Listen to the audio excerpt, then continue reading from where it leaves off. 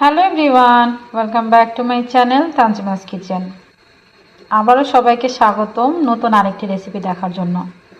আজকে আমি করে দেখাবো মজাদার ট্রেডিশনাল বগুড়ার ডিম দিয়ে আলু ঘাটি।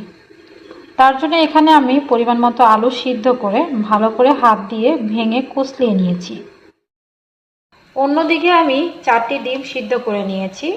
তারপর সামান্য পরিমাণ তেল দিয়ে ফ্রাই প্যানে তাতে সামান্য পরিমাণ লবণ, হলুদ ও মরিচ দিয়ে ডিমগুলোকে আমি ভালো করে ভেজে তুলে নিব।